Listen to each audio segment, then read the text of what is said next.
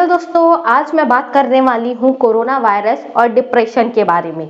दोस्तों, जब से कोरोना वायरस स्टार्ट हुआ है, अगर 2019 या 2018 से हम बात करें, बहुत देशों में, क्योंकि ये 2018 से ही आ गया था, हमारे देश में 2019 से ये आया है। बहुत सारे लोगों ने अपनी नौकरियां खोई है, बहुत सारे लोगों ने अपने बच्चों ने अपने पेरेंट्स खोए हैं, साथ ही बहुत सारे पेरेंट्स ने अपने बच्चे भी खोए हैं और बीमारी की वजह से बहुत ही गंभीर स्थिति उत्पन्न हो गई है। किसी किसी के बहुत बिजनेस में लॉस हो चुके हैं। कई ऐसे लोग हैं जो अपनी पढ़ाई पर पूरी तरीके से फोकस नहीं कर पा रहे हैं या उन्हें समझ नहीं आ रहा है कि हमें किस तरीके से पढ़ाई करनी चाहिए। बहुत से ऐसे लोग भी हैं दोस्तों जिन्होंने अपना सब कुछ ही इस कोरोना वायरस में खो दिया है। उनको हर दिन के या डेली लिविंग लाइफ के लिए भी बहुत ज्यादा मेहनत करनी पड़ रही है और इन सब के वजह से पैदा होता है डिप्रेशन। क्योंकि कोई भी चीज अगर सुचारू रूप से नहीं चल पाती है तो उसकी वजह से हमें अपने मस्तिष्क में तनाव महसूस होता है और ये तनाव जो है हमें बहुत सारी बीमारियों को भी उत्पन्न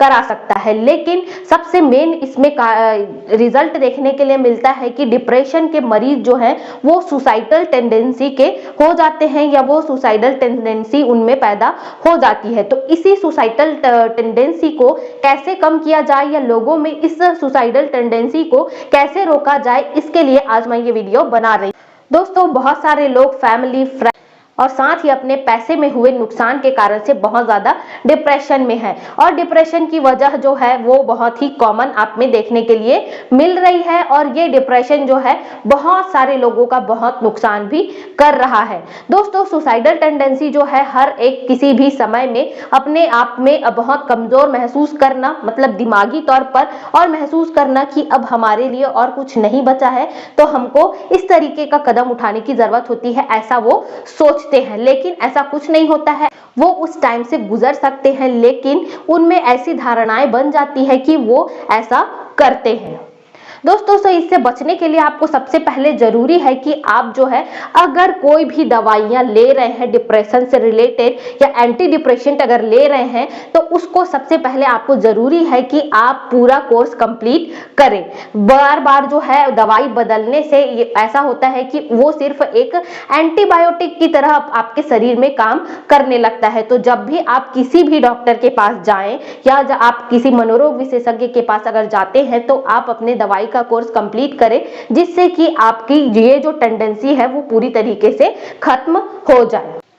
साथ ही दोस्तों, कई बार ऐसा भी होता है कि ये दवाई लेने के बाद या ये कोर्स कंप्लीट करने के बाद भी आपको अगर पूरी तरीके से आराम नहीं मिल रहा है तो आपको दूसरे ग्रुप की दवाइयां दी जाएगी, जिससे कि आप में या जो रेजिडेंट डिप्रेशन की समस्या है वो बहुत हद तक कम हो सकती है। तो आपको इससे घबराने की जरूरत नहीं है। अगर आपका एक मेडिसिन काम नहीं करता है तो आप दूसरे मेडिसिन के लिए भी ट्राई कर सकते हैं। साथ ही दोस्तों, इसमें एक और नया मशीन आया है जिसके हम कहते हैं PMS मशीन, जिसे हम कहते हैं पेशेंट मॉनिटरिंग सिस्टम। इस पेशेंट मॉनिटरिंग सिस्टम के थ्रू आपको कि आपका इफेक्ट कैसे हो रहा है, आप जो दवाइयां ले रहे हैं उसका इफेक्ट आपके बॉडी पर क्या हो रहा है, किस तरीके से आपकी बॉडी जो है इस दवाई के लिए काम कर रही है, या फिर आपके जो जितने भी ब्रेन ऑर्गन्स है जहां पर इस तरीके की समस्या देखने के लिए मिल रही है वो किस तरीके से ठीक हो रही है, उसकी पूरी जानकारी इस PMS मशीन से मिल जाती है। दोस्तों, एक सबसे और मुख्य सवाल कि ये रेजिडेंट जो डिप्रेशन है वो किन लोगों में ज्यादा देखने के लिए मिलता है, तो ये दो तरीके के लोगों में देखने के लिए मिलता है। सबसे पहले लोग वो आते हैं जिन्होंने दवाइयां तो ली है लेकिन उसके बाद भी उनमें लक्षण जो है दिख रहे हैं और वो पूरी तरीके से ठीक नहीं हो पाए हैं। दूसरे लोग वो होते हैं जिनमें अगर वो दवाई लेना स्टार्ट करते हैं तो उनमें जी मिचलाना, चक्कर आना या फिर सिर में दर्द होना, इस तरीके की समस्याएं होती है और वो लोग जो है उस दवाई को बीच में ही छोड़ देते हैं, इसलिए उनमें रेजिडेंट डिप्रेशन देखने के लिए मिलता है। ये अभी और ज्यादा बढ़ गया है इस कोरोना महामारी के बाद से। बहुत सारे लोग जो है अपने हर किसी लव्ड वन या फिर अपनी इकोनॉमी या उनको जो पूरा सिस्टम था एक घर का वो पूरी तरीके से बिगड़ गया है, इसलिए वो इस और ज्यादा ध्यान दे रहे हैं। तो आपको इन सब चीज के लिए ध्यान रखना चाहिए कि आप इस सबसे बच सकते हैं, अपने आप को डिप्रेशन से बाहर निकाल सकते हैं और डिप्रेशन से बाहर निकाल कर करके आप अपने जीवन को और ज्यादा सुखमय